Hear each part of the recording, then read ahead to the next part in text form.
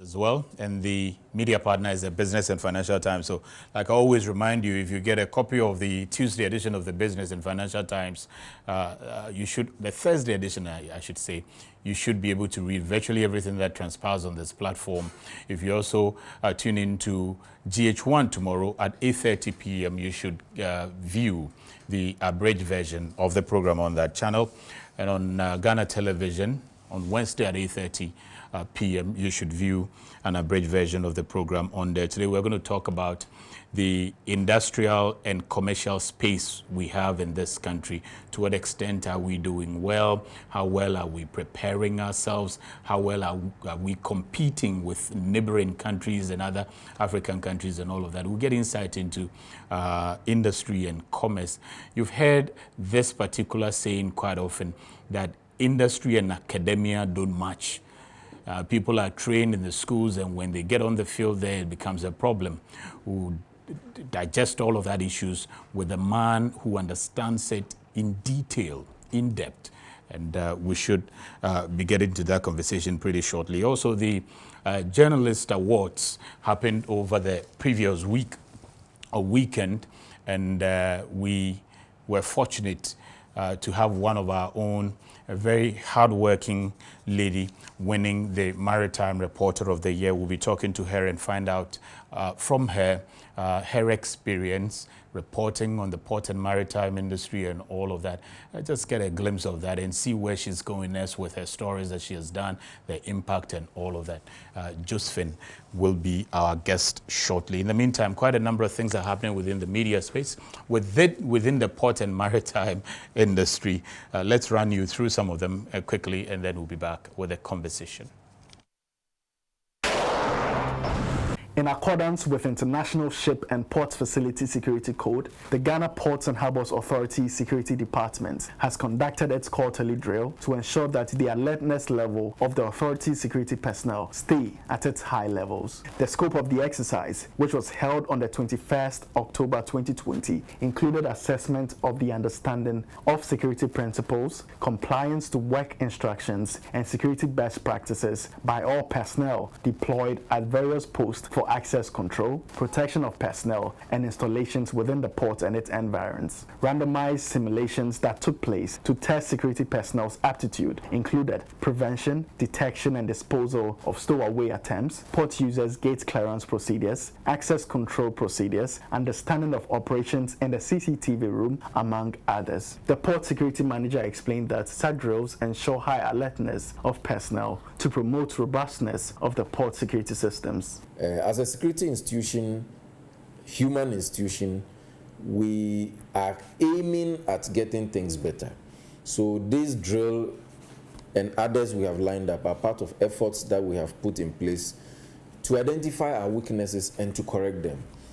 By and large, this was a very successful exercise. Colonel Kwabia added that increased capacity building exercises will be embarked on by the Port Authority towards the goal of optimum security at the port. Going forward, some people we may have to maybe redeploy, train them, educate them up to a certain standard, and then bring them back to such sensitive places. The ISPS code prescribes responsibilities to governments, shipping companies, shipboard personnel, and ports to detect security threats and take preventive measures against security incidents affecting ships or port facilities used in international trade.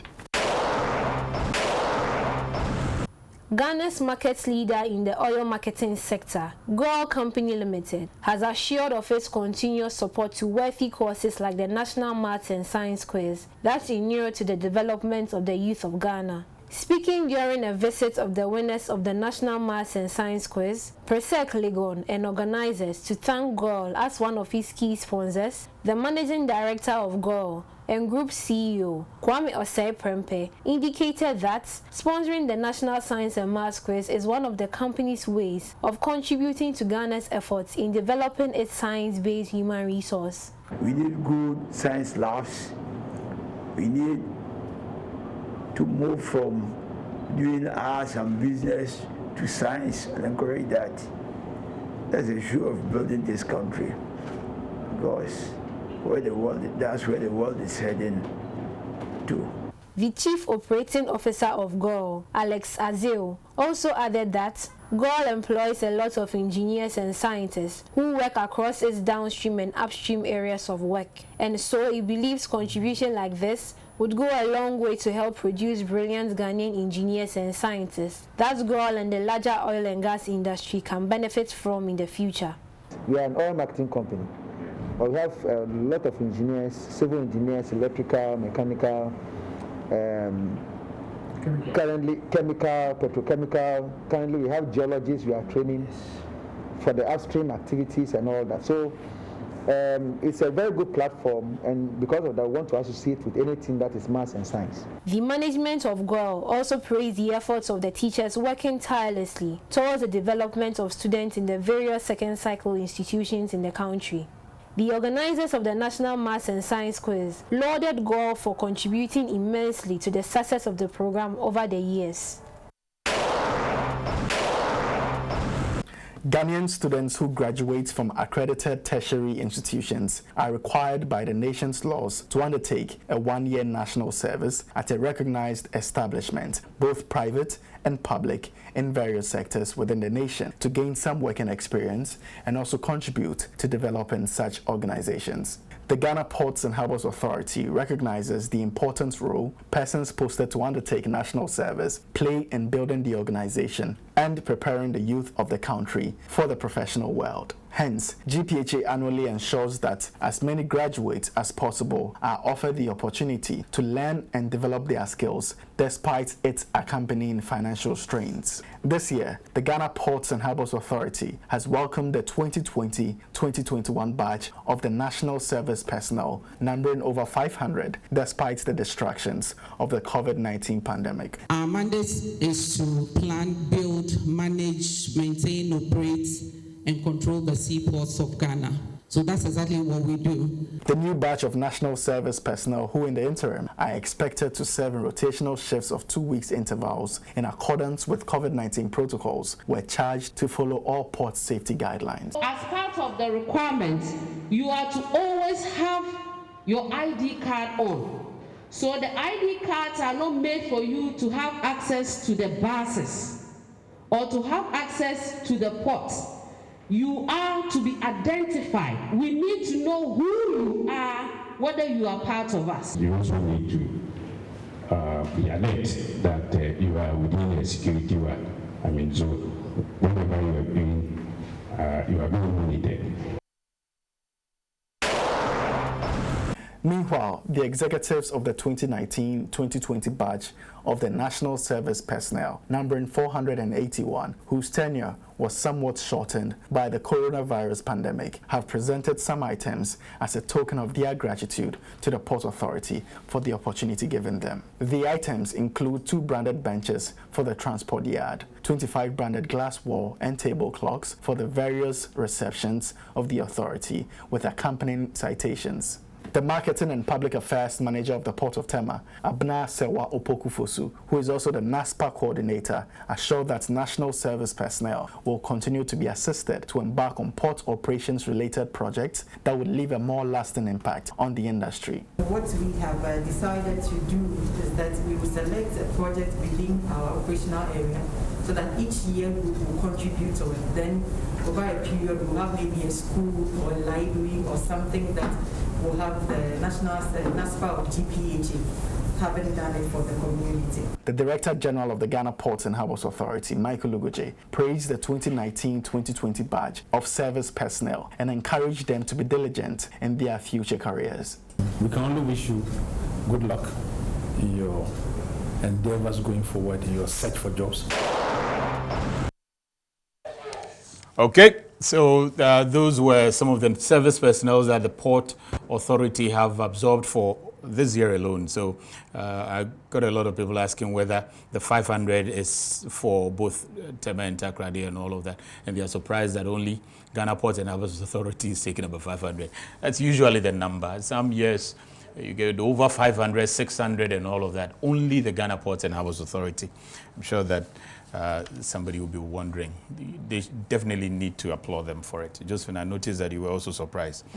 So we're going to talk about Josephine ADJUDGED. She won or was adjudged the Best Maritime Reporter of the Year 2019 for a wonderful story she did on the maritime, on the port and maritime industry. She got about 2 stories filed, and she won an award for Best Reporter in this category. Let's listen to her story quickly and then come back.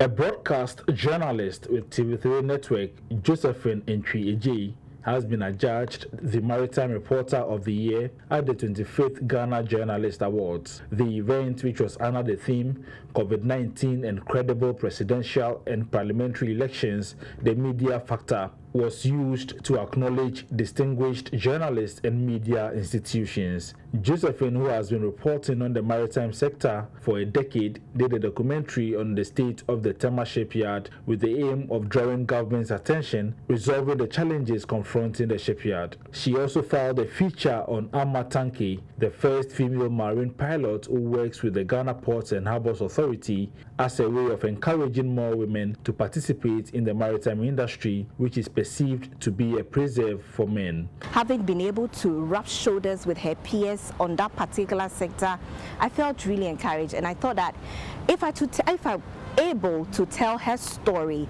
younger ones who are coming up, who have such dreams of becoming like them, the few of the ladies in the regional maritime university who are reading nautical science, and I'm sure that they would like to be like Ama Tanki one day. So with me telling her story, it will motivate them to go higher. She asked that women in the maritime industry be given the opportunity to take up leadership roles so they could contribute their best to the development of the maritime industry. It is about time that we allow the women to achieve some form of leadership. They should take up leadership positions. They should allow the women to also rub shoulders with the men, because telling you, I'm sure we have competent women who are in this industry. Josephine ADJUDGED also encouraged journalists who report in the maritime sector to take keen interest in researching on the real issues that can develop the maritime industry. It's about time they do a lot more research. They should spend time, work hard, follow the real issues, bring it out. And if you're able to do this, you will be recognized.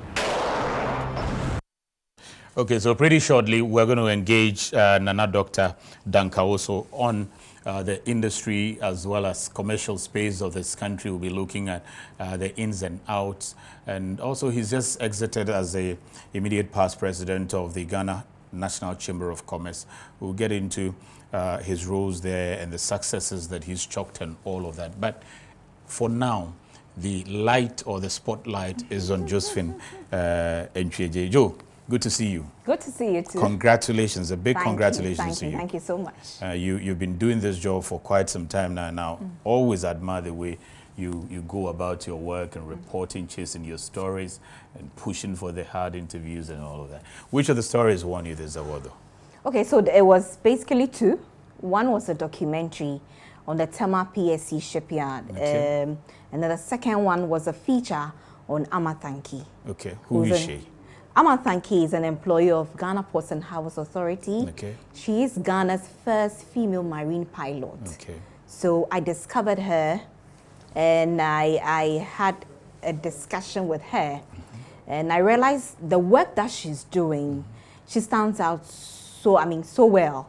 So I decided to go to Takrady, watch how she does her job, and also tell her story to the world, because Ama Tanki's work, she wakes up in the morning and she's through and through with the men. In whatever field, from start to finish, she's with the men. So we went there on one Thursday, spent the whole day with her. She took us through the processes as to what she does and how she's able to end her day. And it was brilliant, because I thought that I need to tell her story for younger ones to get to know who Ama Tanki is, and also appreciate her work. Being the only female marine pilot, I think her work is something that needs to be appreciated. Yeah, and ever since airing that story, and I remember that we also played the story, aside you airing it on TV3, we played it on Iron Port as well. Ever since you aired that story, has something changed for Ama? Well, it has been a good experience. I always say that, I always say thank you to the management of TV3. TV3 is a platform that goes very, very far. And upon airing Ama's story twice, midday bulletin and evening bulletin, I had several calls of young girls from Regional Maritime University who wants to be like Ama. Good. So quickly, I linked them up to Ama for Ama to come up with something to mentor some of these girls. Awesome. So that they can do something. Aside that, there were a few other international calls who were also so appreciative, because for a woman to be doing such an awesome work in the sub-region, it was great for them to also network, come together, and also build upon it. Okay. Apart from that story, is there any other that you filed? Yes, it was the TEMA-PSC shipyard. Okay, what about that? Well, the PSC shipyard, Sammy, you know, this is a company that has been there for a very long time.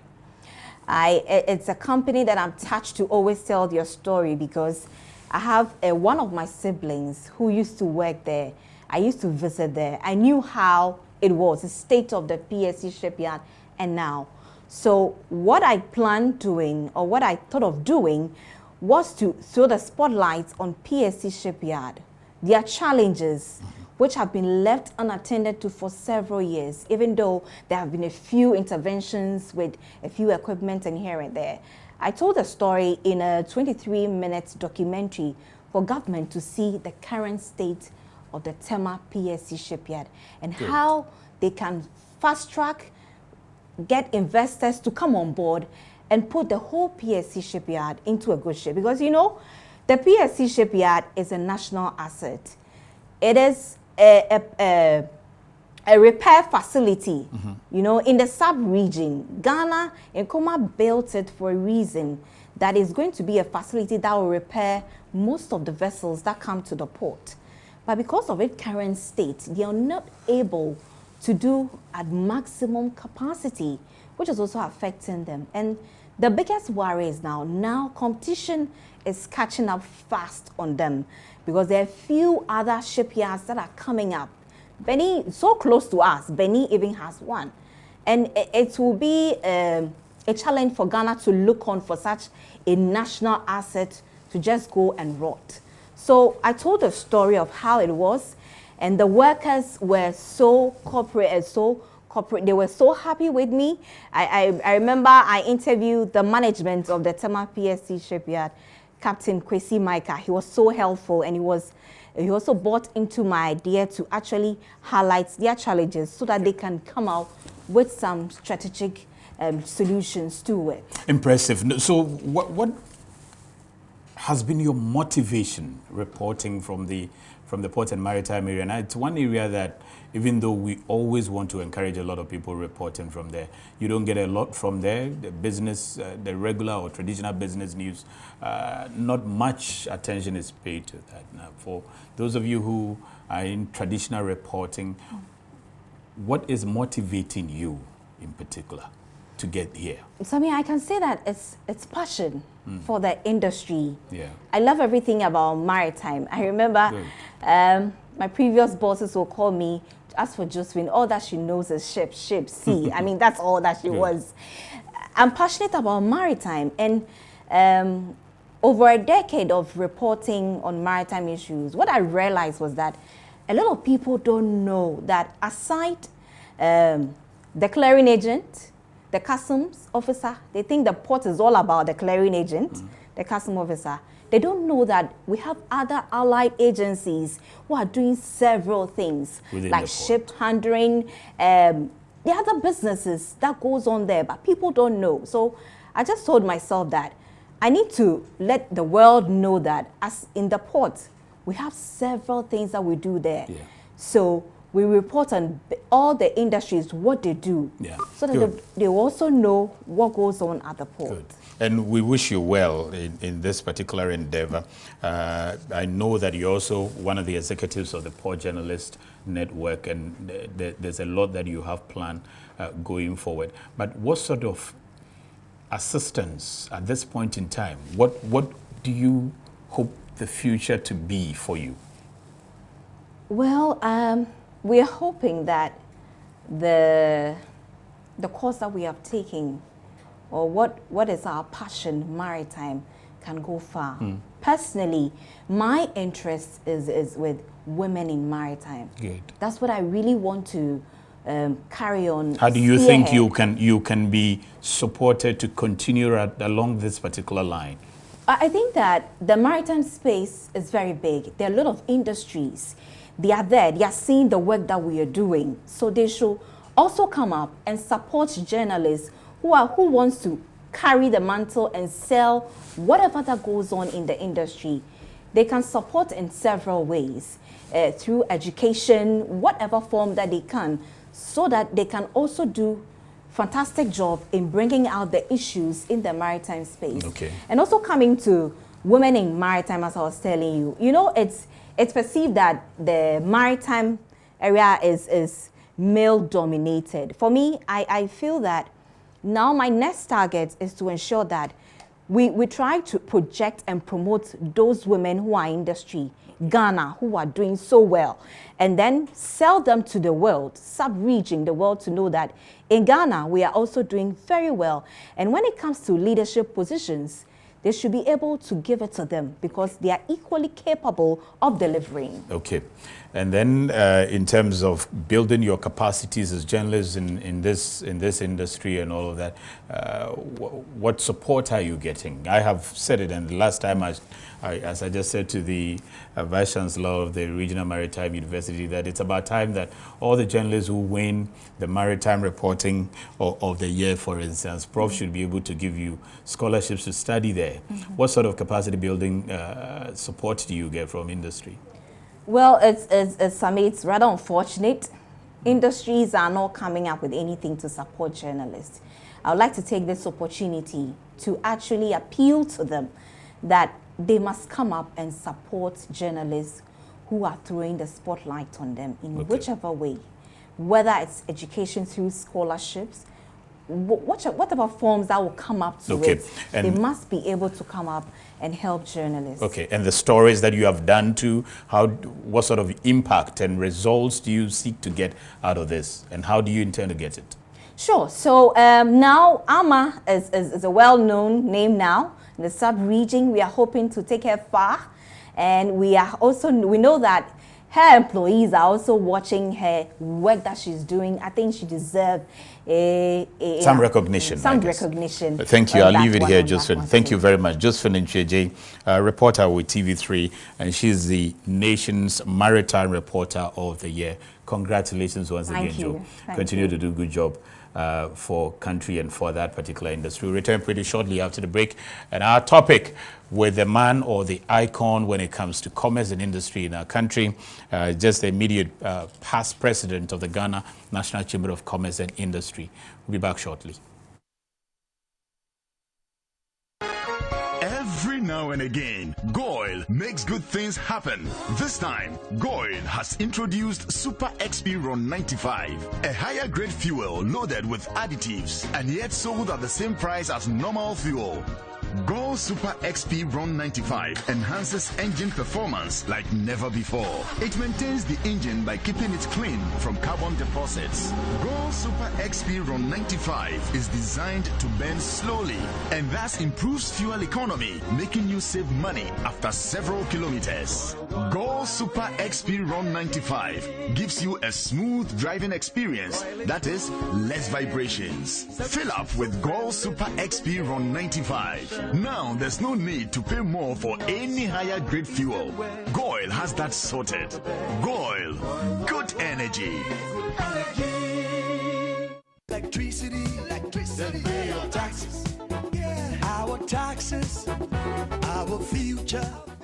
Because you see, without our taxes, we wouldn't have good roads, good schools, better hospitals, street lights, and other very important social amenities. When we pay our taxes, we give our children free and quality education. Talga, my money too small. Why should I pay my tax? Look, small. Salifo, it doesn't matter how small or big your business or income is. You still have to pay your taxes. The little taxes from each and every one of us, when put together, could give your community clean water or that deprived school with tables and chairs. Please pay your taxes. It is your responsibility. It is your civic duty. It is the law. Oh, how are you? Hi Yvonne, a few words please. Everyone is talking about the fire at your production house last week. How are you holding up? Has production stalled? No, not at all. My crew and everyone on my set is perfectly fine because I insure with Serene Insurance. As a matter of fact, I've had all my equipment replaced, including the vehicles that were affected. My workers have been sorted out. Even my production downtime has been covered, so it's all good. I have a meeting to attend to, so I have to get going. Sorry about that. Which insurance company did you mention? Serene Insurance, the new face of insurance, a member of First Sky Group. Sa coronavirus yare no yare a sign pa. So obinya bi na se opo wagu so ana se obinti gu so a utumenya yare ni bi. Okadi ni bahani onaka oyehila ekoji. Ohe banye do. Oba wulo. Ogoba hunu. Oba chine o jamba wohe oba na sen kaka mekuma musunchon mekuma nu ni anihe chiton oboni nke je mo femo ba chon okadi na eko. Coronavirus infection, the symptoms can range from mild, one of it being asymptomatic. Asymptomatic just means that you may not have any symptoms at all, and the disease process can gradually worsen to be a severe form, the severest being ultimately death. We are expected to sanitize our hands when our hands are not visibly soiled or you can't really see dirt on your hands. If you can see dirt on your hands, the best thing to do is to wash your hands with soap and the running water. If you're using any of the cloth face masks, always make sure you have a rubber bag ready to receive it when you remove it, or you have a bowl of warm soapy water in which you can place the mask and wash. Wash your mask, dry in the hot sun for at least 5 hours, and apply heat by way of ironing. Utiliser les ports de TEMA et de Takoradi, c'est avoir un traitement rapide et sécurisé de vos marchandises diverses en conteneurs, en sac ou en vrac, ainsi que tous vos véhicules en transit. Le Ghana a construit un parking bien pavé pour tous les véhicules en transit. Une nouvelle gare frigorifique pour le stockage de la marchandise congelée en transit. Avec un nouveau centre de traitement de données construit et la mise en œuvre efficace d'un guichet unique national qui permet aux données d'être accessibles par tous les intervenants, le traitement des dossiers dans les ports du Ghana est maintenant efficace et plus efficient. Utiliser les ports du Ghana, c'est profiter des systèmes de portes électroniques et d'exploitation des terminaux, ainsi que de la réservation des navires en ligne, entraînant ainsi un parc de camions fiable pour un acheminement de vos marchandises dans les brefs délais avec un suivi satellitaire jusqu'à nos frontières. Les femmes, à vous les honneurs. Les ports de TEMA et de Takoradi célèbrent la femme. Que les bienfaits de cette célébration apportent plus de bénédictions. Okay, we're going to get understanding into Ghana's industrial and commercial space. We are going to get a perspective of an industry icon and an accomplished individual in this country as far as that sector or area is concerned. My guest in this studio already settled is Nana Dr. APPIAGYEI DANKAWOSO the First. I'm going to let you know him shortly in this small piece that's coming up, and then we will engage him one-on-one. Nana Dr. APPIAGYEI DANKAWOSO I is an accomplished businessman and the immediate past president of the Ghana National Chamber of Commerce and Industry. He hails from Joabing, Ashanti, where he holds a traditional leadership role as an ambassador of the Oman Hene. Nana Dr. APPIAGYEI DANKAWOSO I has been in business for around 2 impactful decades. He has also served with the Vanguard Group of companies for almost 20 years. He was an insurance claims assistant manager of Vanguard Assurance and currently the executive chairman of Olia M&G Insurance Brokers, also part of the Vanguard Group. Nana has seen the operation of a highly successful company. He is the first vice chairman of Joabing Rural Bank Limited, where he has served for over 18 years. He has served on the board of many companies and institutions, including the Ghana Ports and Harbours Authority, the Samara Group of Companies, Accra, and the Ministry of Trade and Industry, among others. He is the chairman of the Federation of West African Chambers of Commerce and Industry and Trade Promotion Technical Committee. He is also the immediate past president of the Pan-African Chamber of Commerce and Industry, which comprises of 55 African countries headquartered in Ethiopia. Nana Dr. APPIAGYEI Dankawoso I started as a member of the Ghana National Chamber of Commerce and Industry, worked hard to be the chairman of the Accra branch in 2009, and rose through the ranks to become the second vice president in 2011, and eventually the president in 2016. Nana's impact as a president of the chamber has created a network of organizations that bring about business development and sustainability. Since he took over as the president of the GNCCI, he produced a strong 5-year strategic plan for the chamber and has reviewed the old constitution of the chamber with updates to suit current business trends. He also set up the Chamber Awards and initiated a Chamber Business School to build capacity for the private sector. Nana has also cut the saw to build the JNCCI's own multi-purpose building. Nana Dr. APPIAGYEI Dankawoso I initiated a presidential monthly business site visitation to increase visibility to these companies and encourage role modeling and peer-to-peer learning. Under his leadership, more GNCCI branches have been opened, including Upper West, and a new office has been opened for the Koforidua branch. His efforts on the international scene included scouting for investors, organizing prosperity programs, uniting the African Chambers of Commerce, and working towards free trade. Nana Dr. APPIAGYEI Dankawoso I aimed to build a profitable private sector in Ghana with a robust economy and capable people to create more enterprise and employment in the continent.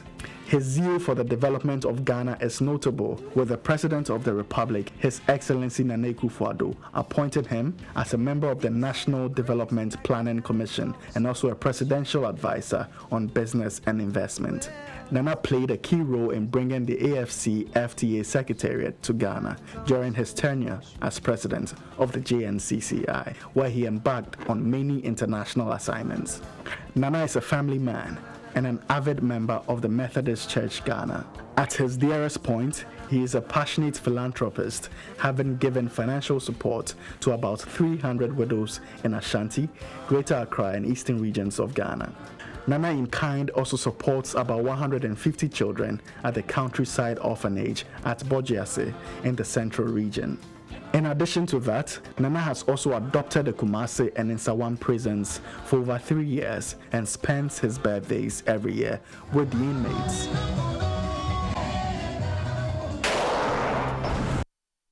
So my guest in the studio is Nana Dr. APPIAGYEI Dankawoso, or Dankawoso the First of Asante Juabeng. Nana, pleasure to have you.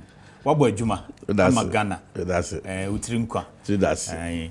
And we all, and I'm sure that Ghanaians will be happy to hear from you and take a lot of experiences, share your experiences with all of us, and place out what we should know. First of all, even though we have seen that piece, just give us just a minute of who you truly are. Secondary school, primary school, university. That side we decided to hide it a little bit because that's quite private. Thank you, my brother, and I'm so glad to be with you in your studio. If I have a maiden name, and so those who attended school with me earlier on in my life know me to be Samuel APPIAGYEI Asante. Okay, there's a Samuel. I didn't know that one. Well, I started school from the Methodist primary school, Asante Juabeng. That's where I actually come from. Okay. From the Methodist primary school, I went to the Methodist middle school, and where I had distinction at the middle school living certificate. Great. And through common entrance, I also got to Juabeng secondary school, actually now called Juabeng Senior High School. From there, I proceeded to Konongo Dumase secondary school where I had my A-levels. Okay. And then from there, instead of going to the university, after my national service, I had my national service in Techima, in the Bunahafo region. And then I proceeded once again to Offensive Training College, where I became the school prefect, and that was where seriously my leadership, roles actually started.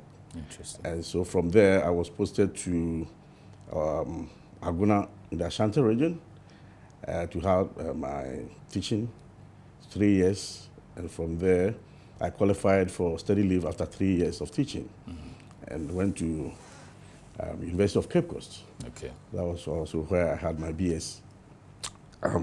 BA Social Sciences. Okay.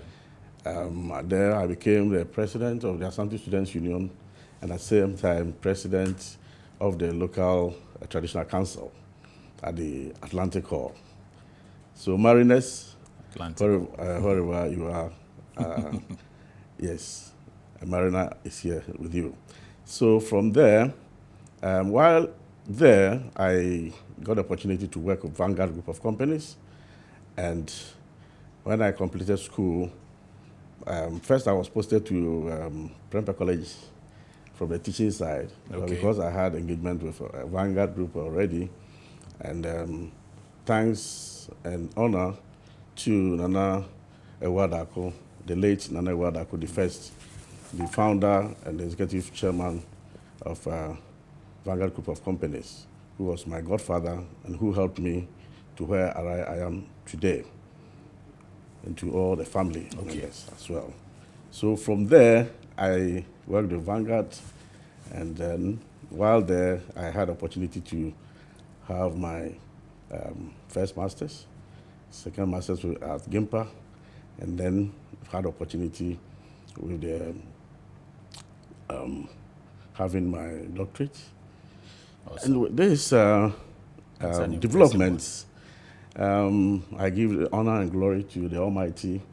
Looking at my background and where I'm coming from, He has supported me. Okay. And along the line, working with Vanguard Group, and also while I was having my second master's at GIMPA, around the same time, Nana Otuo Sribo II, the chairman of the Council of State, and Omahene of Drabian Traditional Council, honored me with this chieftaincy, and that my name was changed from Samuel Asante APPIAGYEI to Nana APPIAGYEI Dankawoso the first. Okay.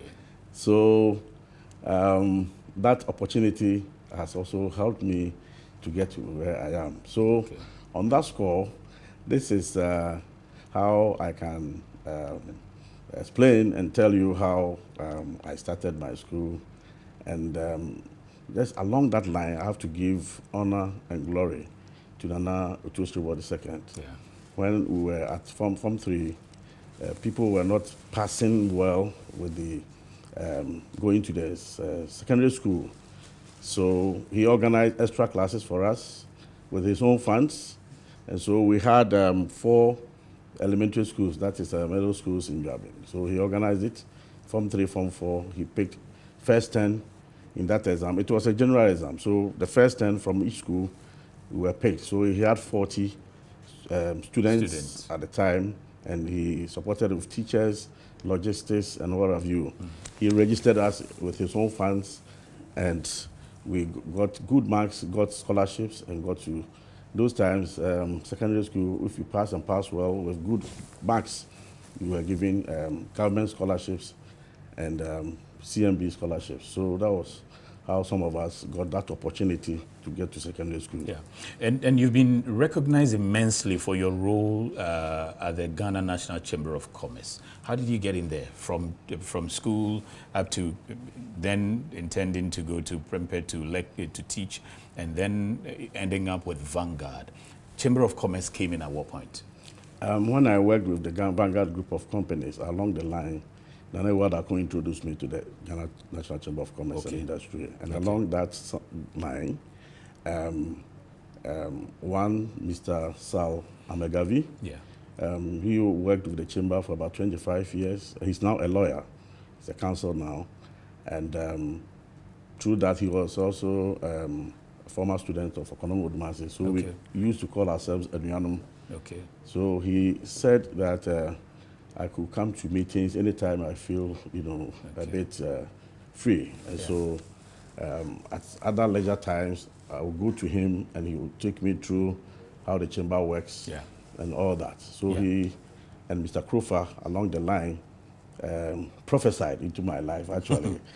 They said that the contributions I give at meetings and all, he thinks that I could become one of the best presidents of the chamber. So I should take the chamber serious. I see. And you did take it serious, and you ended up being the president. That prophecy materialized. But also walk us through briefly, what is the chamber? When we say the Ghana National Chamber of Commerce and Industries, what is it?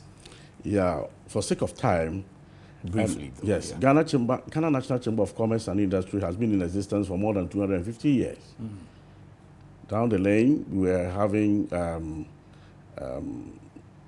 chambers of commerce at various towns, cities and all that. So in order to bring the chamber under one umbrella, through Dr. Kwame Nkrumah, the chamber was given a legislative instrument. Okay. Through the EI-20, through that, and then they thought that they were too fragmented, and they wanted to have one voice for all the business associations and groups. So they brought, in order to bring them together, they had an LI 611 of 1968, Act 232. And even up to date, that's the only business association that has, a legal instrument, or act from Parliament. Okay. So seriously, it was promulgated and given that, a leadership role to lead the private sector, and also to make sure that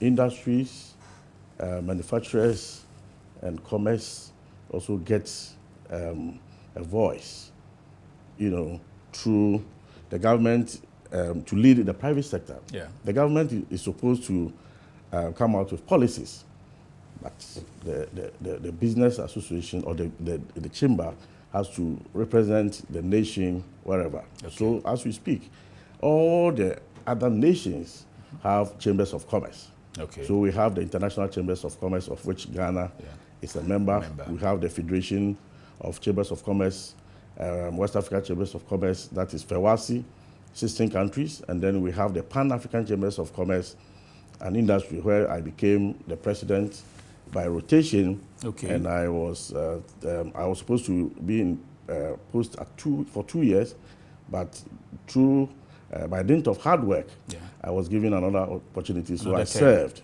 Okay. I served for 3.5 years. Okay. So I'm still an executive member. Okay.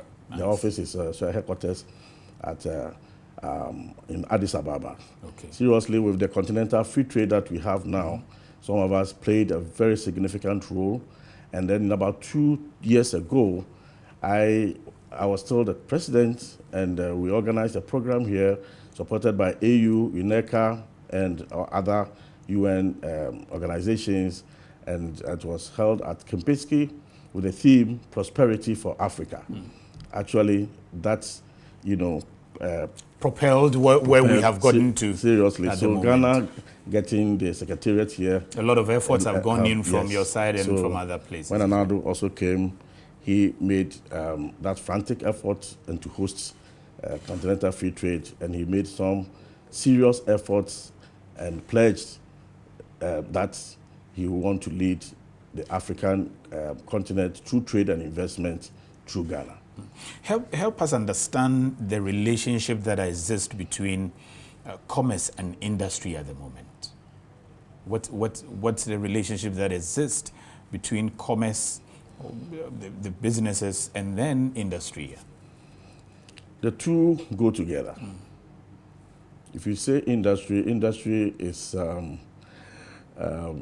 more or less commerce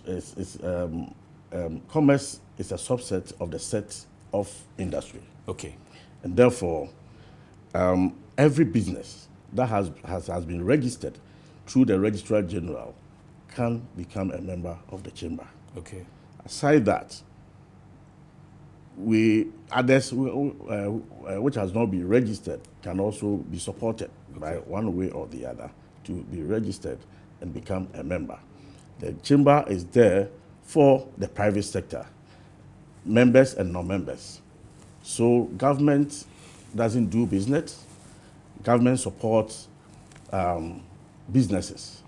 So in order to have a proper managed economy and private sector, we need to bring ourselves together. Even though the law gives us the freedom to have our own associations, okay? But in order for the government to manage and to have a common voice and what have you, there is the need. If you go to the Francophone countries, the Chamber of Commerce is more or less, as soon as you register your company, the company even is registered by the Chamber of Commerce. Okay. Go to any of them that you know, like Côte d'Ivoire, Togo. So once you have a legitimate business, you become a member of the chamber. Once you want to register, the secretariat is, the Registrar General Secretariat is within the chamber. Okay. So you register, you become a member, and then if you want to join any other association, you can join. But the first to register is from the chamber. They want to have, you know, have the data, statistics, and what have you, so that whatever they want to do and plan for the nation, they can get it. Yeah. Is that what we have? No. And is that what we should have? Yes. Have you advocated for this? Have you pushed for this? We have, but in most of the Anglophone countries, it's becoming difficult, Nigeria and others. You know, the president of the Chamber of Commerce in any of the Francophone countries is an honorary member of parliament. I see. They are also... In what country now? You can go to La Côte d'Ivoire, you can go to Togo, you can go to almost all the Francophone countries around us. You know, and they are also appointed, the positions are appointed by the president. Over here, because of freedom of association, which is also enshrined in our constitution, we have freedom either to join or not to join. And then the chamber members also select their own leadership. But we all work, the Act 232 specifies that the chamber is an apolitical quasi-government institution. And so we have the mandate to do other things on behalf of government. Okay. One of them is the certificate of origin. That's any commodity that is going out of this country, the chamber has to, you know, register and before the certificate is given, before it is, you know, sent outside. Okay. I want you to help us get whether we as a country, we are getting what we should get from the industries that we have, because quite often people say that industry is not being creative, they are not being innovative, academia is not supporting industry with new researchers and all of that. Are we getting maximum from industry in this country? This is a very big question. Are you a lecturer? we are learning from what the concerns this are. This is a very big question that needs you know, thesis. Let me start from this. The private sector is the engine of growth. Every vehicle that we know cannot move without the engine being started and, you know, being operated before it can move. And it needs some other things before the engine can also work well. So I would say that maybe the machine or the engine is not properly set. That's why we see what we are saying. The private sector is supposed to provide enough and adequate, what do you call it, employment for the teeming youth in this country. For now, according to ISA in Legon, the private sector employs only 6% of the workforce. Only 6%? Yes. And the private sector employs about 94%. Out of that 94%, 60% are also into menial jobs and what do you call it, agriculture. Okay. You see, so when this government came, it wanted to have its mantra project, and that is one district, one factory. And that the government will not do it itself, but through private sector. So in fact, most of the things were discussed with us, and so we have to come with promoters. So government will provide you, us or the businesses with huge, capital. So we have 2 or 3 groups. Others are into stimulus, others are into fresh, one district, one factory, and others are in, continuation. They are already in existence, but they need some form of extension. Yeah. So with this, it has, industry has produced a lot of, a lot of employment in this country, but not that we expect. Because it's still 6%. It's still for private sector. For now, maybe the new no, 6% for government. Oh, 6% for government, yes. and then 94% for yes. private sector. Yes. And then now I may think if the new research is done, the agri sector will also go up a bit because of the support that the government has done for the youth. Most of them want to go into agri. And secondly, you also realize that a lot of young people are coming up with their own businesses, and that is another good thing that is coming up in Ghana.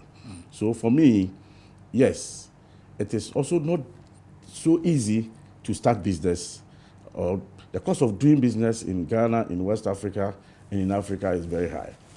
Okay. Seriously. What's accounting for that?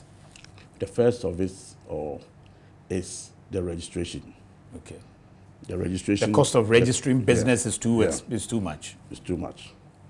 2, the cost of borrowing is another thing. How to secure from the banks. Loans, with collaterals and all what have you. Most even buildings that we see in Accra, especially, are not registered. Yeah. Because the areas are earmarked for something else some years back, and it's not turn them into residential places. And those places cannot be, registered fully, and so we can't use it to secure in the facility. The next one is the terms for the loans. They are too short. Okay. So short-term loans cannot be used to do any meaningful business. Interest rates are also on the higher side. So we are advocating for long-term loans, and I think it has started. And now Ghana Exim Bank is doing it, and is giving moratorium, is giving long-term loans. And so with the one district, one factory, most of the support that we're giving to them, of which I'm privy to it because I'm the chairman of the credit committee of the Ghana Exim Bank, and we have supported a lot of them. Pharmaceuticals, for poultry, and the new companies that are Casa de Europa, Akufi, and Wadi Africa, and all, what have you. In fact, the support is massive. But most of these companies are at various stages of completion. We see most of them being completed next year. Okay, because I was going to ask you that with the support that you have given, are you tracking to see that it's leading to the results that you hope to get out of that, the impact? Very seriously. Okay. Very seriously. In fact, you were seeing some of the things that I was doing through the Chamber of Commerce, and that every month I visit 3 companies. Okay. Just to be there to see some of the challenges and what they are doing. Sometimes the challenges are generic. We want to have specifics so that we can support them. And that's, in fact, we have gotten enough information for government. So every quarter we send information to Ministry of Trade for them to be abreast with what is happening on the ground. You see that COVID-19, when it came, actually most of the things that we are using in Ghana were produced in Ghana. Yeah. Seriously. Yeah. With the nose masks and, because the Ghana Exim Bank supported some of these companies from garments and apparel, And most of them are now even being part of AGWA, African Growth and Opportunity Act, you know, and that is supporting a lot of the youth. One of these companies employs more than 400 people working there. You know. I see. What do you make of this? And I mentioned it earlier, this notion or perceived notion that there's that disconnect between what is being taught in school from what industry is practicing, because people feel that the industry is not producing to the top, top notch what is supposed to be consumed internally and all of that. People have raised issues with quality. People want, if you take those who use fabrics, and last week you had somebody here who used cut fabrics to produce jewelry, for instance. And her problem is that the quality of the fabrics that she's using for those jewelries are not to the standard that she wishes. Is academia supporting industry well enough and vice versa? Hitherto, no. What has changed? But now it's better. Most of the, now there is that kind of collaboration between academia and industry. And so there's that kind of agreement, links, and relationships. And now academia is always try to know what industry needs and try to also produce on those lines. Most of the before these banks were collapsed, you could have a lot of people go into accounting, accountancy, and its related disciplines. You could also have IT, and they gear towards these places because these disciplines, because they realize that the accounting, the banking sector needed these kind of people. Now you could also see most people also becoming lawyers and those things. So the academia is trying to, work, but I think we can do it better. The chamber now has relationship with KNUST, Legon, UCC, and other private universities. So from time to time, they get to us when they are having programs, and so there is that kind of relationship to know. And from time to time, these students come for industrial attachments, just to know what is happening at various offices and industry as well, so that when they come out and they graduate, they will not find themselves wanting. So I think that it has become better as it used to be. Polytechnics at the time were quite okay, because you come out 1 year out, affiliate yourself with industry, and then you go back, finish with your certificate or whatever, and then you can. So before they will graduate, they will be able to fit into various industries. Yeah, but unfortunately, that's where people get to see some of the gaps, or when you get to some of these organizations or industries, they get to see that what the kids or the students may have been taught in school, it's not exactly what probably industry or practice actually requires. And then the other way around is also the fact that, and on this program, we've had several students from Regional Maritime University calling, and I know is a board member of the Ghana Ports and Harbours Authority as well. So their concern, for instance, is that you graduate the Regional Maritime University, and there is the industry is so small, so you don't know where to go. That makes, so the industry people feel that, okay, the students are not learning what we need. The students also know that even when they learn and get first class and all of that, when they come out, they don't know where to go. As a trained, how are we matching this? Right now, as I indicated earlier, it's better than before. So much lessons have been learned, and now I think that, and let me also say that it's not everybody who comes out from school can work in the academia, sorry, in the industry. Some are also reserved for academia so that they can be assistants for these professors. But the proportion. Yeah, and most of them are not ready because they think that that side they will not get money. I see. So they want to get money quick, and so they want to do something else. As I sit here and somebody is watching me, you think that we started only yesterday and we reach where we are. My brother, it has not been easy. I've been a driver's mate before. I see. I have been after graduating? No, when I was in secondary school. You know, the mate side came in when I was waiting for my results. Yeah. After Form 5. Needed to do something. Now somebody, when he finishes secondary school, senior high school, and we want him to go to be a driver's mate, will he do it? But even at the age from secondary school, I was about 21 years. You see it, right? It's about 20 years thereabout. You see, but I became the driver's mate, and putting all that together, that has given us this kind of rich experience that we have acquired.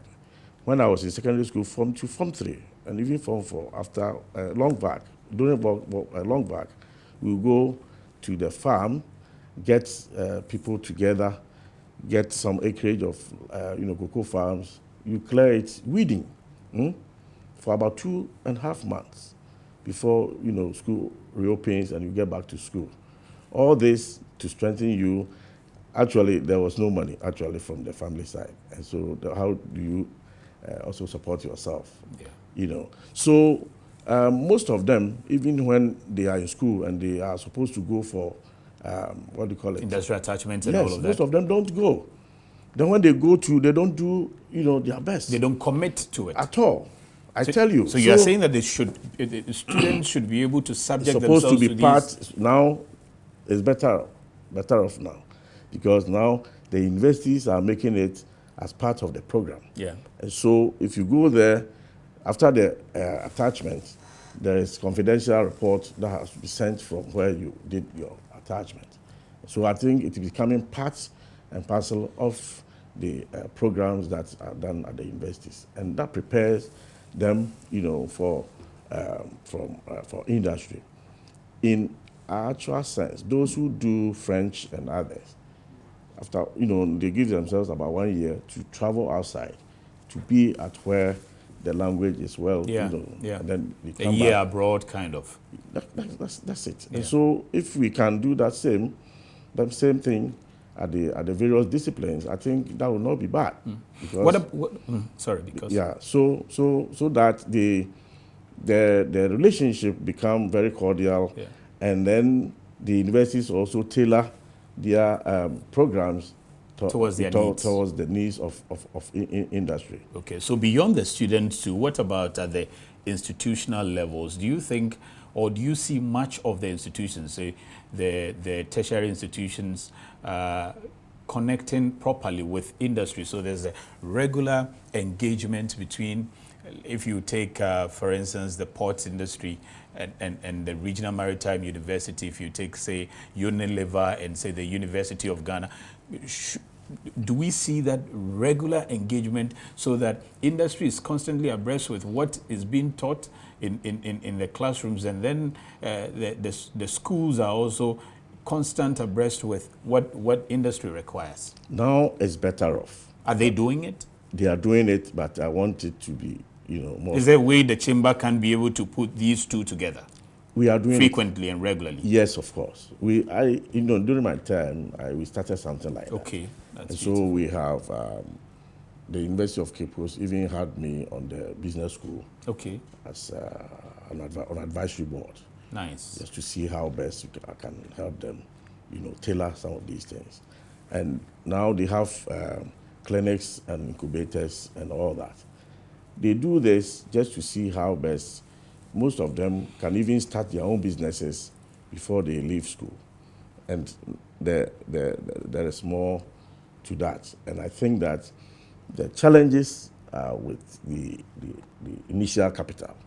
So the defunct, what do you call it? So I say, EDIF, that metamorphosized into Ghanaism, started something, and they trained about 100 people from all the universities just to see how they can also help them with 100,000 Ghana cedis as capital, in some other areas that are non-traditional export areas, And so my thinking is that the Ghana Export Promotion Authority has also started something, and I pray that that can also support this kind of initiative, and that this thing will continue, and that the relationship between academia and industry will be more strengthened, and that will get those who come.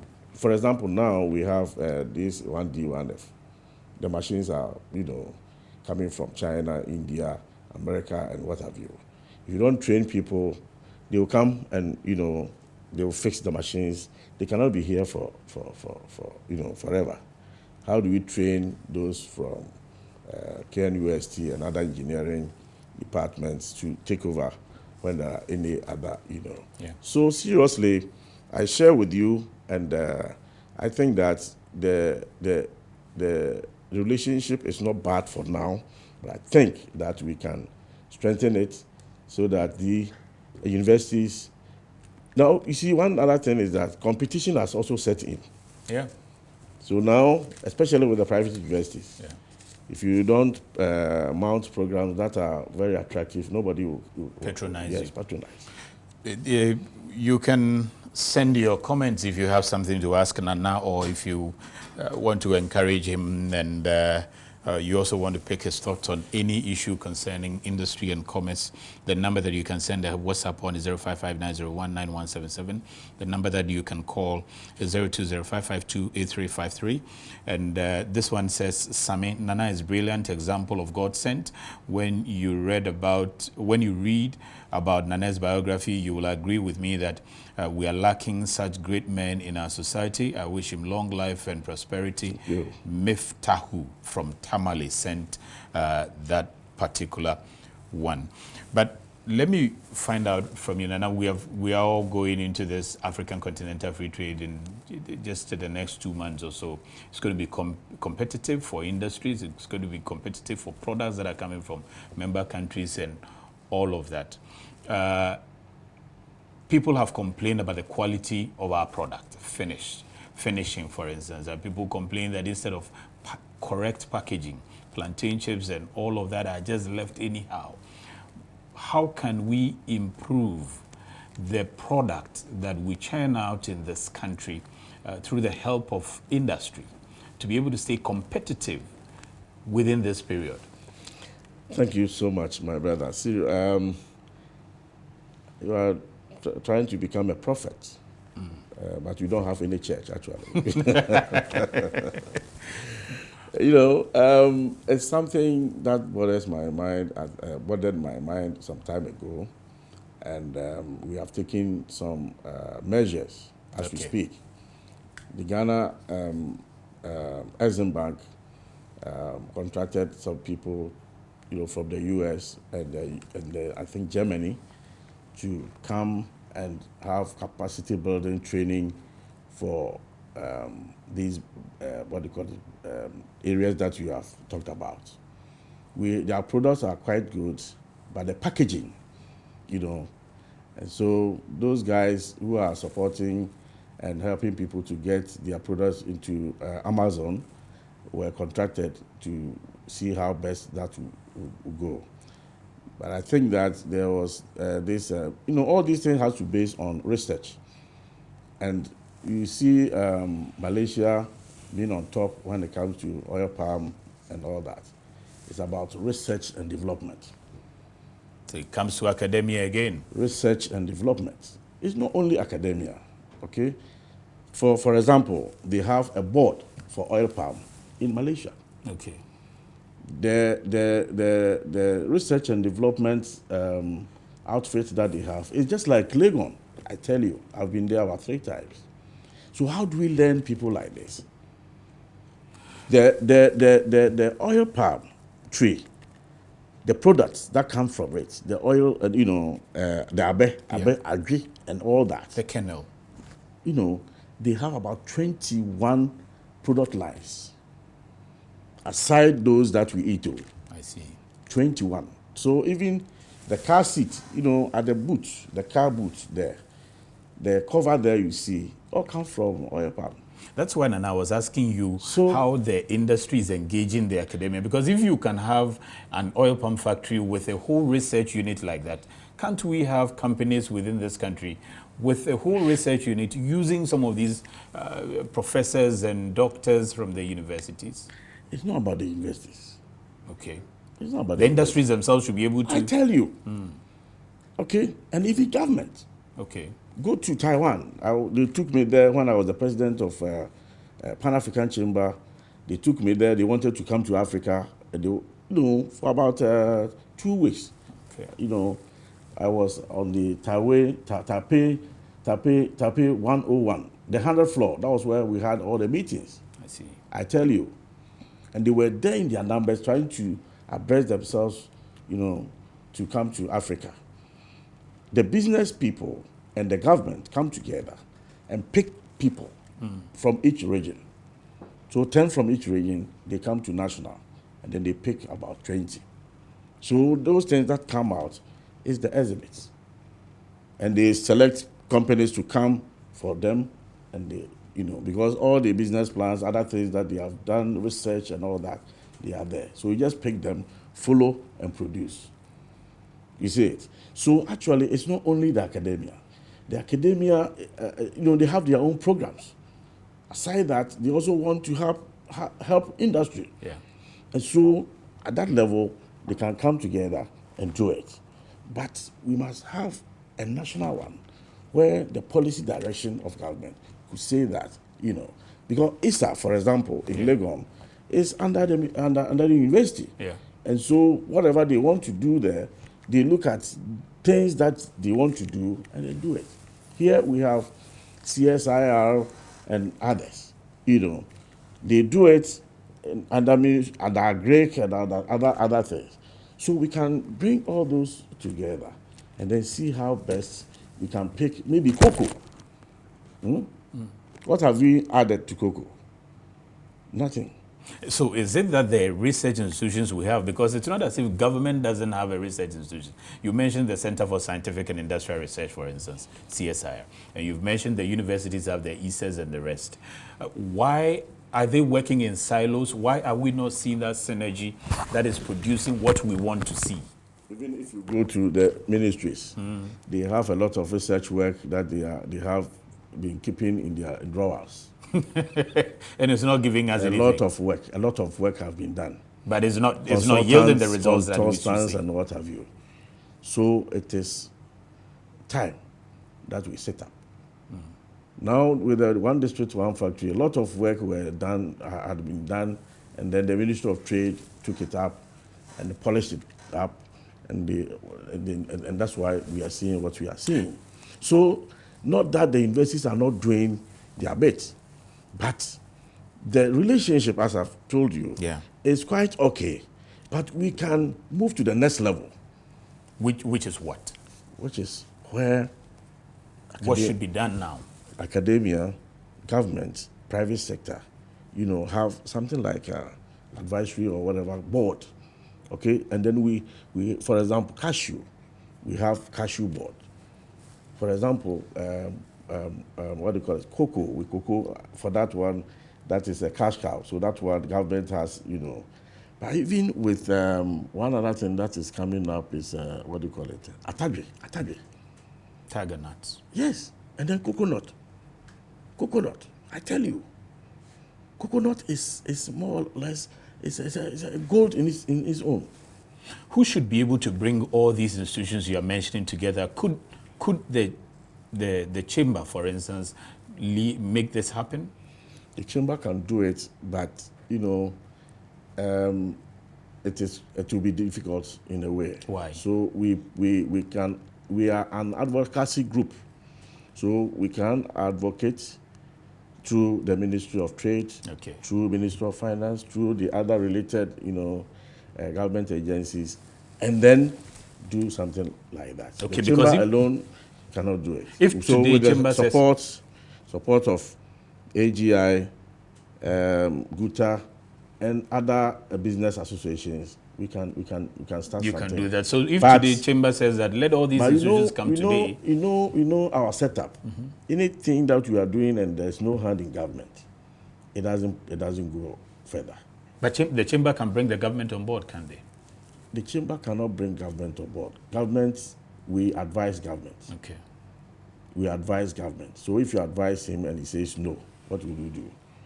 So we advise government, but the government must also know that through the Ministry of Trade, through the other, let's see how, because advice is different from having, what do you call it, the authority to do it. Yeah.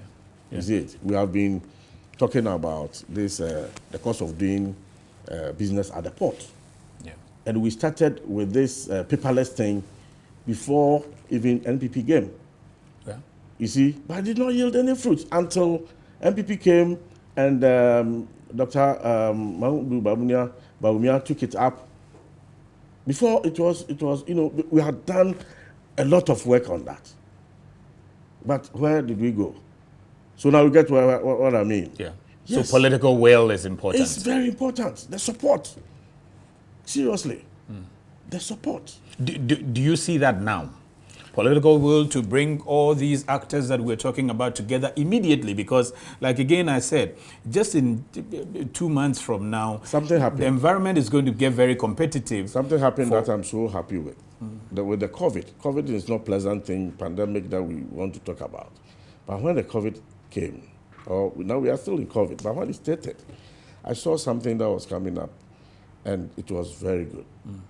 The engagement that the president had, okay, is so phenomenal. Which of the engagements? Engaging industry, engaging almost every, facets of, not sectors alone, I would say facets. I see. They could have even the small group here, and he will make sure he will invite you to the Jubilee House to have discussions. You have reports, you report there, report here, report there, just to understand how people perceive this kind of unfortunate situation that has, and bring ideas on board on how to deal with it. I tell you, so with this kind of experience and leadership, we can.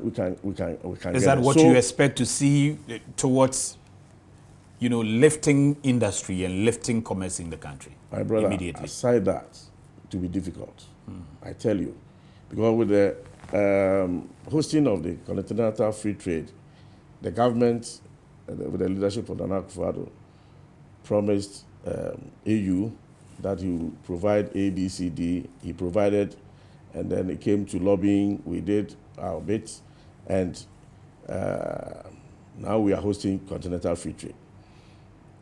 What is left is how Ghanaians will take advantage of the AFCFTA. It is your boss's job to give you a job, but it is your job to make yourself rich. Yeah.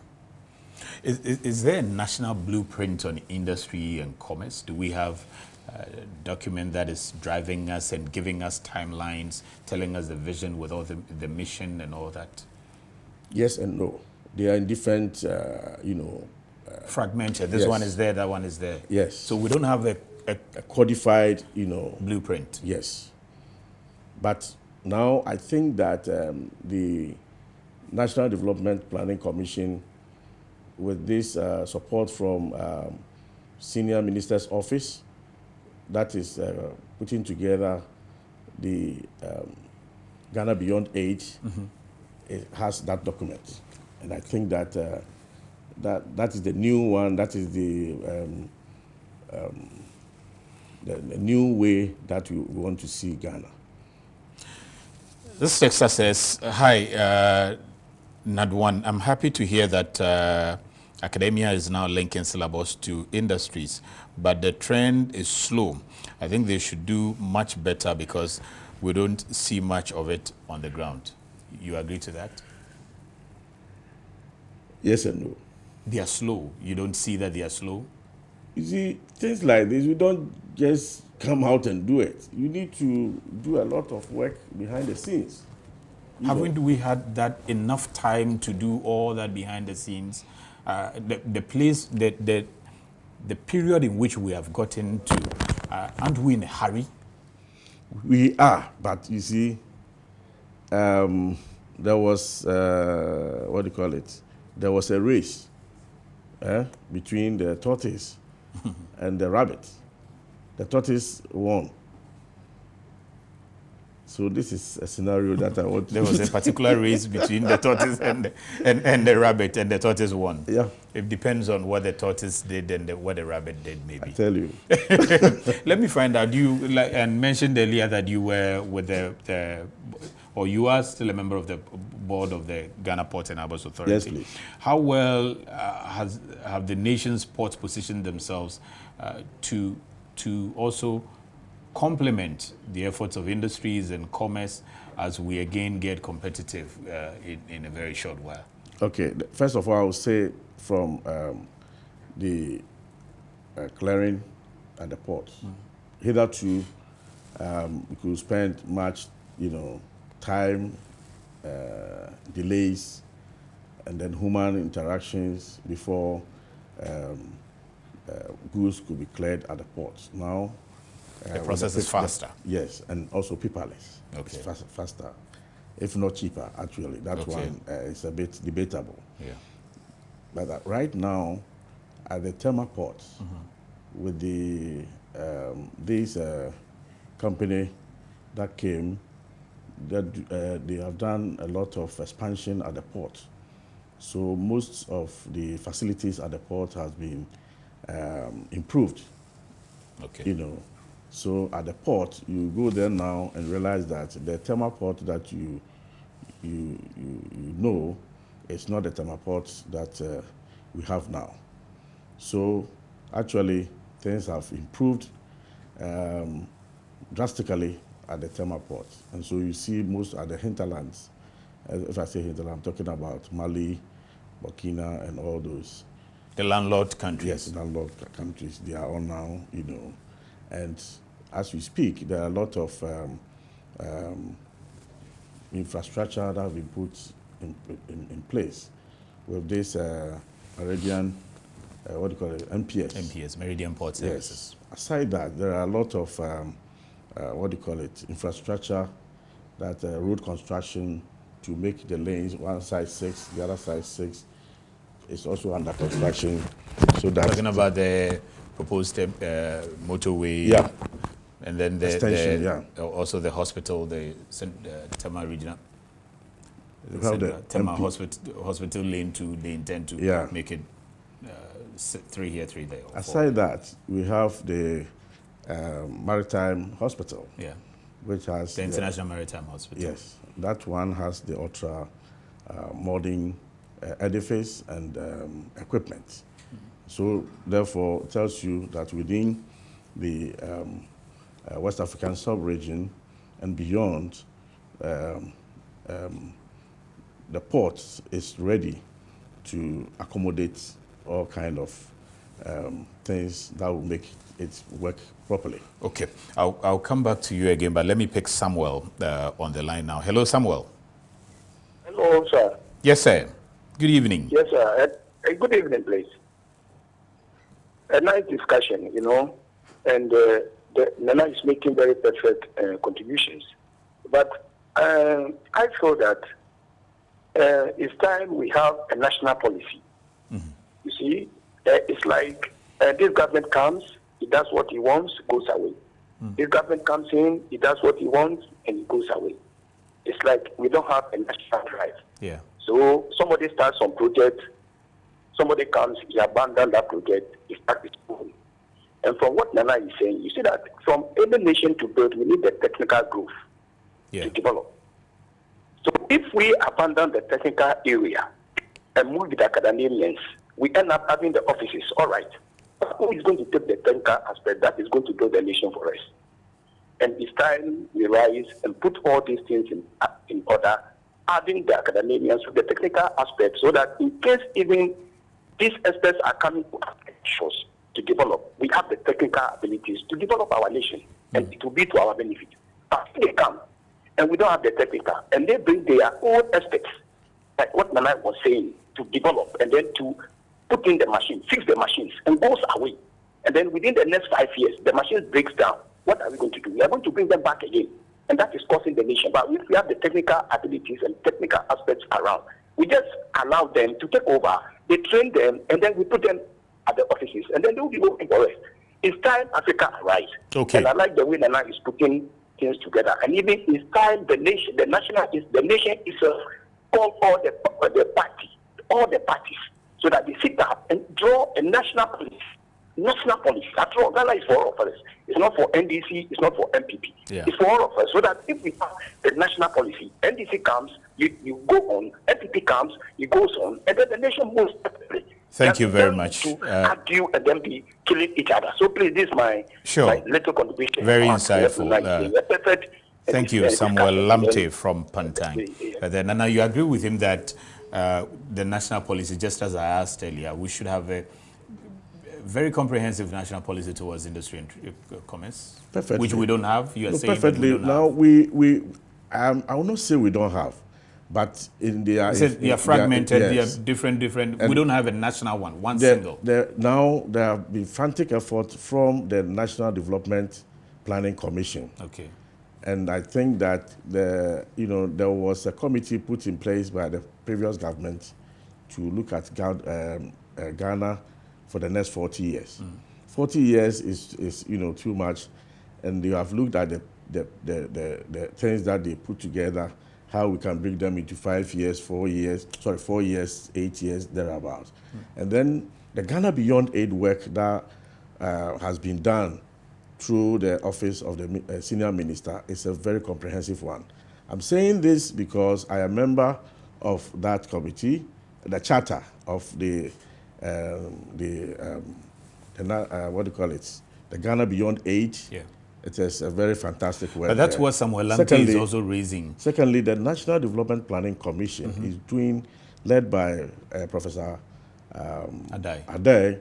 I'm also a member there, and it's a very fantastic work that we are doing there. Yeah, so for me, it is a good work that has been done, and I'm saying that we can do better as we go along. Okay, because Samuel Lamte is suggesting, which I'm sure that we all agree, that we have one that is built for all regimes and not one that was begun by the Ghana at 40 and that one that is being done by NDPC. No, that is exactly, the NDPC is not for any government. And then the Ghana Beyond Aid one it's not for any government. So is the NDPC one ending up, or going to lead us to a national policy? It is. Okay, with that of the Ghana at 40 and the Ghana Beyond Aid fused together. Maybe I didn't put it well. What it means is that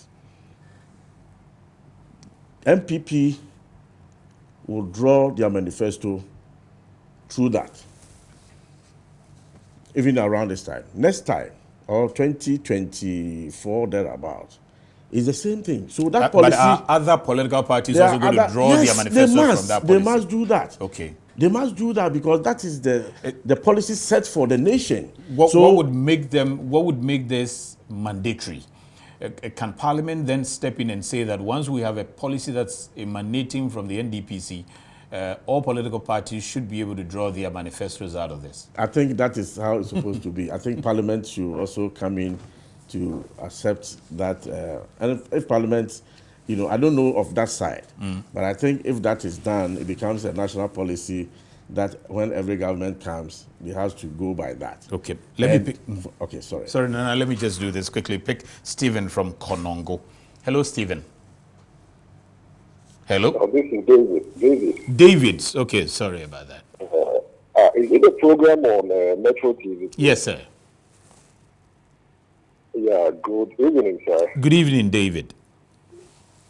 Yes, God richly bless you for your program, and may God richly bless you for your good work. We are so much inside here. Thank you. Yes.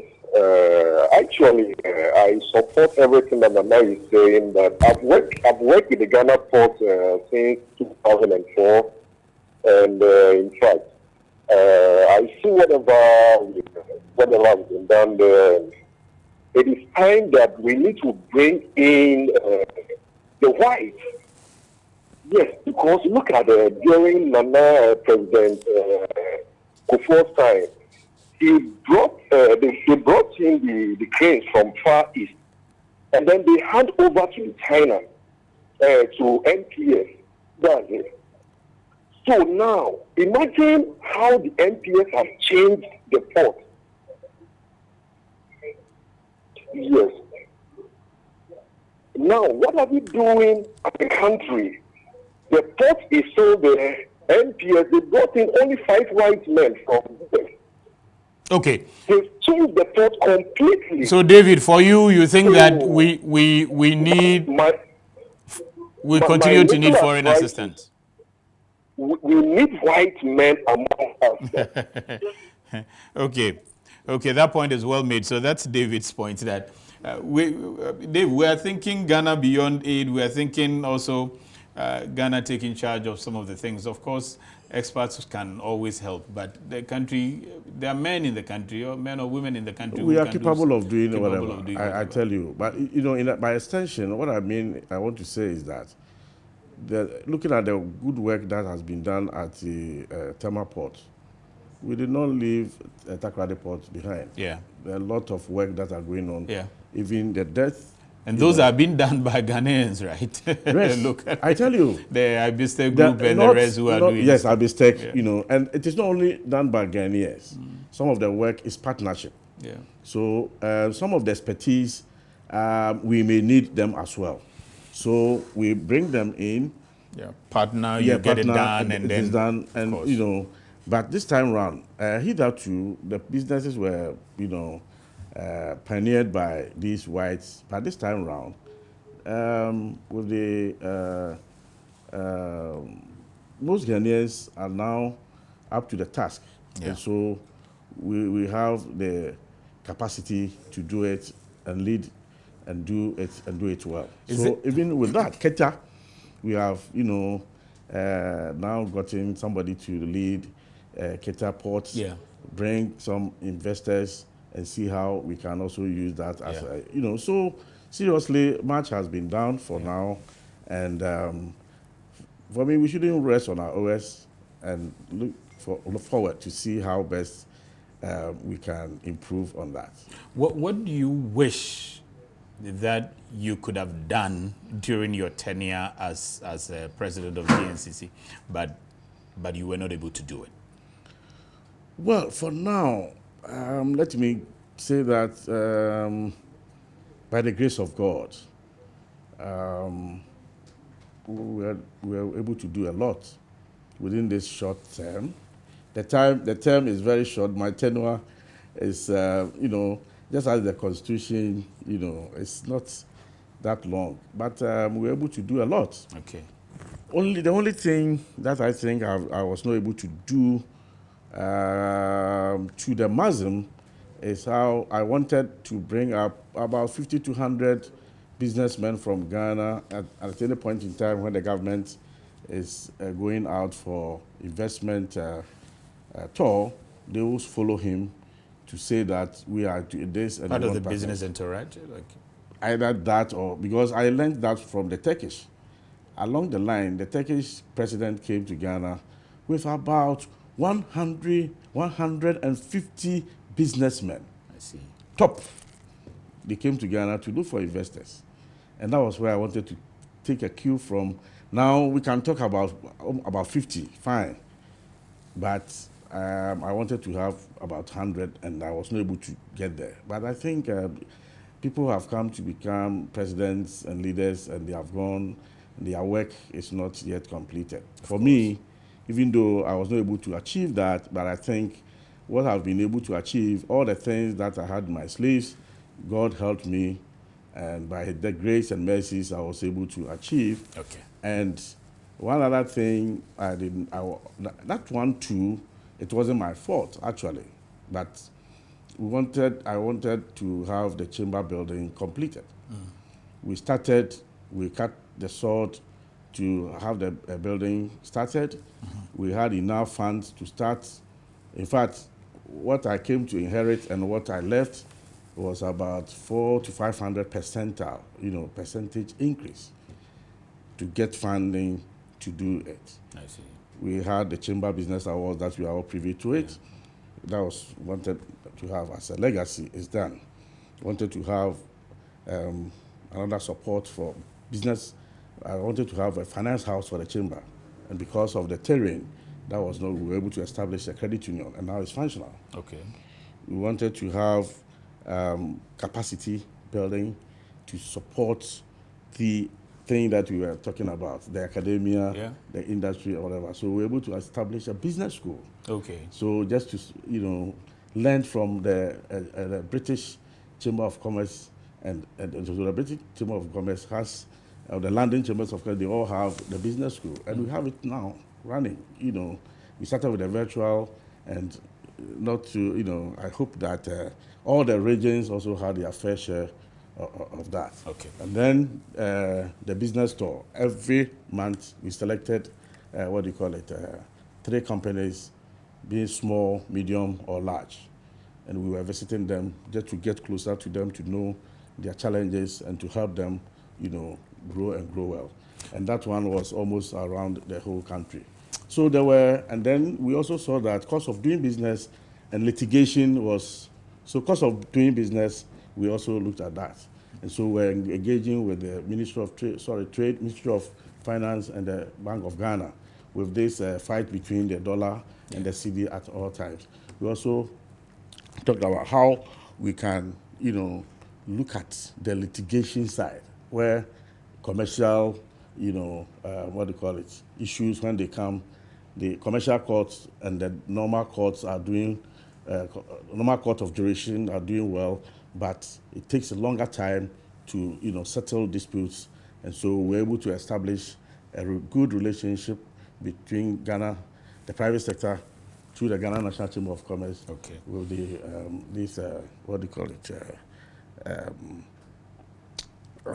ADR. Okay. So now we have the ADR in place. When there is any misunderstanding between you and any other party or the business, we send it to the ADR with the GAMI and Co. Yeah.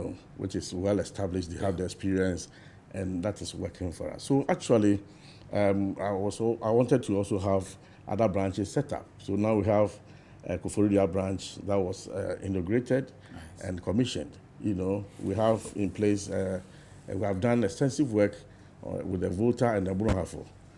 So the new president and the new leadership will continue from there. So in no time, they'll be able to do all that. I'll come back to talk finally on the future that you want to see with industries and businesses in the country. But Solomon is on the line. Hello, Solomon from Nungwa. Hello, good evening. Good evening, Solomon, and sorry for keeping you on the line for a long time. I want to contribute a bit to your program, and I think I've been on the line for... I apologize, Solomon. Yeah. Let me apologize for that. All right. I just tuned in and I hear Mama is talking about Kafka deporters. It's true. I went there around 2016 and the program is still ongoing. And I want to ask something. Tema Port. We had a Tema 3 now. And previous, we have MPS, which is in port, the main port. You go MPS through GPHA before you enter. And now MPS have moved to the Tema 3. That's their new yard. The old one that they give it to GPHA, I don't know. Can't we use to make money as a country? Which has already been done, I think. So no, it's. Can you please allow me to make my point? Once I know the area that you are talking about, I have to also help and give you some insight. That has been done, which probably you may not be privy to. No. What they are using it for is for transit yard. Okay. Okay. They are using it for transit yard. When they load the truck. Hello, Solomon. Okay. So I'm sure Nana is a board member of the Ghana Ports and Harbours Authority, and he knows that what's been done with every facility at the port. Nana, that side, am I not right? You are right. Okay, good. So the thing I want to know finally from you is, what future do you see for industries in Ghana? And I would wish to hear the immediate future because we have a lot on our hands immediately. Seriously, Ghana has become a gateway to Africa, with the secretariat being hosted here, that of the AFCFTA. With the peaceful elections that we have had over the years, the way Ghanaians also comport ourselves and try to lead the way, especially in investments and trade and what have you. Investors have been with the investment tour of the president, and I speak on behalf of the private sector, just to give confidence to those prospective investors who want to come to Ghana. In actual fact, most of them are so happy to come, and most of them are ready to start from Ghana. With the 30 million, they have the 350 million people within the sub-region for West Africa in mind, and that of the 1.2 billion in Africa also in mind. And so for me, Ghana has become a place where a lot of investors want to come, actually. Aside that, with the 1D, 1F mantra projects that are coming from government, the US government also has given support for 300 million lines, and that's anybody who wants to go into the 1D, 1F can get machines from US up to 85% of the amount, and then 15% for working capital. I was there in the US ESIM in Washington. We signed. They came here, we signed, and we are left with the last bit where maybe this November we are going to sign. So anybody who wants, we applied for 1D, 1F, they want to do anything with machines that have to come to the US, they are ready to support with that through the Ghana EXIM Bank. Aside that, the European markets have also seen that without Ghana, they cannot do much. Mm-hmm. The Chinese have also identified that. And most of these investors are pushing their businesses to Ghana because the cost of doing business here is quite cheaper in a way when it comes to the raw material. But you earlier mentioned that the cost of doing business is high. You see, when you bring the dollar here, the dollar, when you exchange, you get about 5 points. Okay, so in that terms, in that relative terms. In that relative terms, they think it's, but if you are Ghanaian and you are doing business, the borrowing and all of that. Yes. Aside that, also, when you want to change from the cedi to the dollar to buy machines, it's also another wahala. Yeah. So therefore, it is quite easier for them to come to Ghana to do business rather than for us to also go into their domain where we change Ghana cedi to the dollar. Okay. So that has been the issue. Okay. So therefore, it is crucial time for Ghanaians, especially the youth, to prepare themselves, get the training, get the experience, so that they can get the work that are coming to do. Seriously, even with the Continental Free Trade Office, most of the people will be recruited here, and it is under the Ministry of Trade and Industry. You see it. So for me, the Ghanaian education is not bad, but we need to position ourselves well, make sure that our reputation as individuals, that is more important. How do you get people who are more trusted to do the work? Yeah. You see it. So it is more, there are more to it than we think. Yeah. That's how I see it. You may have the requisite education, but if you have bad character, what do you think of that too? In terms of making cost of doing business easier, what do you hope to see next? Because borrowing from the banks is expensive. You talked about it, getting long-term loans and all of that difficult and all of that. What do you hope to see towards that direction? Development banking. Development banking, the solution. For development banking that EXIM Bank has started, it's another way. Because a lot of people have gotten the funding to do their businesses now without much challenges. You see it. So if you could have more funding through Ghana EXIM Bank through other development banks. I think that issue solved. Okay. Yes. We're going to take international news, and when we come back, we'll wrap up. Thank you.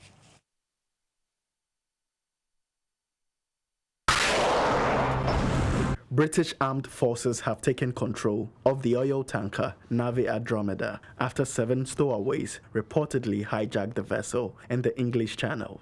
The Liberian-flagged tanker arrived into UK waters on Sunday from Lagos, where the stowaways allegedly boarded the vessel. The crew issued a mayday call on October 25 while situated south of the Isle of Wight. Based on the accounts from the ship operator's spokesman cited by the Wall Street Journal, the crew was threatened by the stowaways and retreated into the ship's citadel for safety reasons. It is not clear when the captain and the crew found the stowaways on board.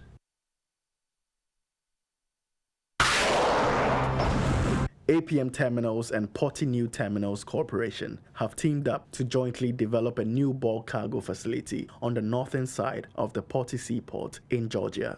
Under the deal, APMT will invest in constructing a new breakwater, 400 meters of quay wall and dredging up to 13.5 meters vessel draft. On the other hand, PNTC will invest in building a new dry and bulk cargo facility, including an extensive yard area and rail connection in Porty. The new dry bulk facility will be built during the first phase of the port's construction project and is expected to generate an additional capacity of approximately 10 million tons for bulk cargo. The Chief Executive Officer of Dry Bulk Trading Company, Sea Traders, Iona Procopio, has stated that none of the alternative fuels being discussed within the shipping sector as the potential fuels of the future, such as LNG, ammonia, or hydrogen, will be feasible. Speaking at a forum during Posidonia Week, an international shipping exhibition, Procopio argued it will be very difficult for vessels' crew to handle the new fuels, having in mind the safety challenges they pose, which include their corrosiveness, toxicity, and flammability. The CEO of Sea Traders pointed out that shipping needs global regulations, stressing that local regulations would only give headaches to ship owners. The maritime NGO Human Rights at Sea says the crew of the crude oil tanker MV Gulf Sky remains unpaid for months. As reported by HRAS, the crew's wages haven't been paid since March 2020, totaling in excess of $197,000, while the crew's continuous discharge certificates are still retained by UAE authorities, pending an ongoing criminal investigation by government prosecutors. The seafarers are unable to return to sea and continue earning their income as they await their CDCs to be returned, while being forced to increase their indebtedness while waiting for unpaid wages. The crude oil tanker went missing for several days after going off the radar in July following a suspected hijacking of the vessel in the UAE. The crew of the ship was allegedly kidnapped on the evening of July 5, 2020 by unknown persons, and they were forcibly transferred to Iranian waters. The seafarers have been repatriated since the incident.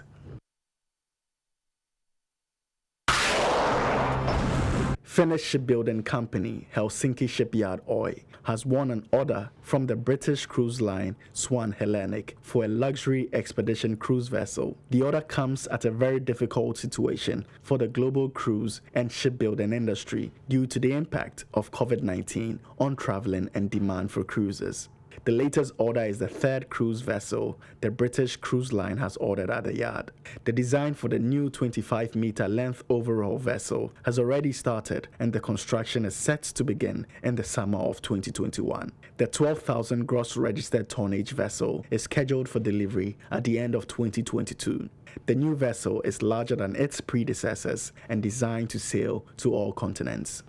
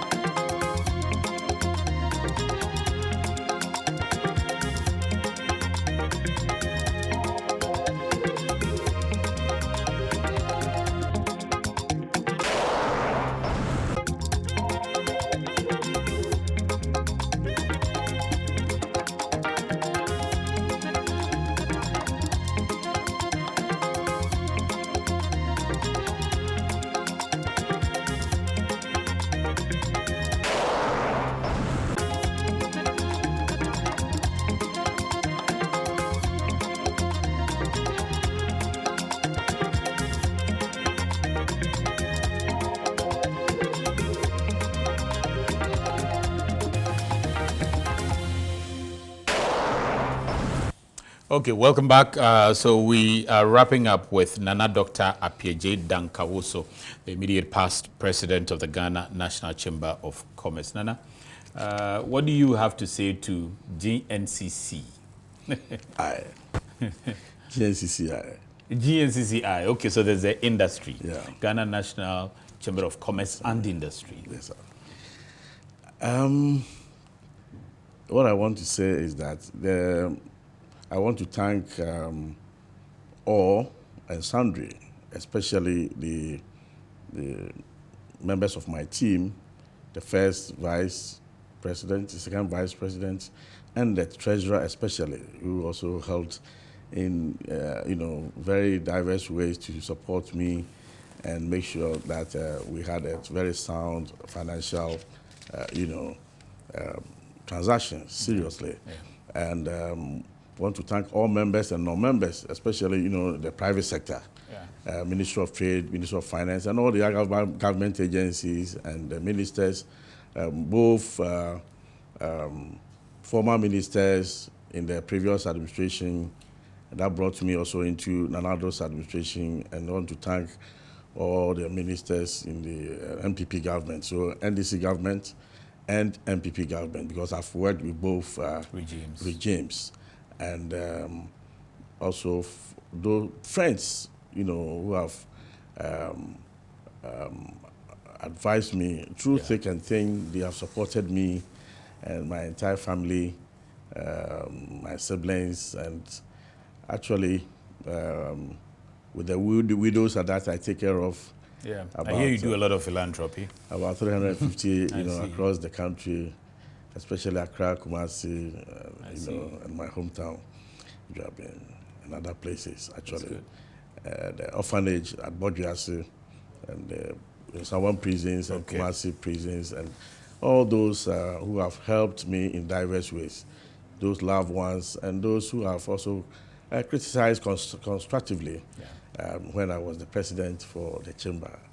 I thank, in fact, the president, I thank him so much for the support and the confidence that he reposed in me as well. And to my immediate boss, Nana Otosribo II, the Omahine of Jabin traditional area, who honored me with this chieftaincy, and now the chairman of the Council of State. These people and all the other boards that I served on, GPHA, MPA, Ghana Exim Board, University of Ghana Business School, University of Cape Coast Business School, WAEC, and what have you, including my own businesses, Oleam, MNG, Vanguard Group of Companies, and now also want to give a big handshake and thanks to the Angel Group of Companies, where I am the board chairman for now, and others that I cannot mention for now. Thank you. Thank you very much, Nana. We also appreciate you, and congratulations for the good job you've done within the GNCC. I want to wish the new president well. He has been a good friend of mine all these years. He was my immediate successor, what do you call it?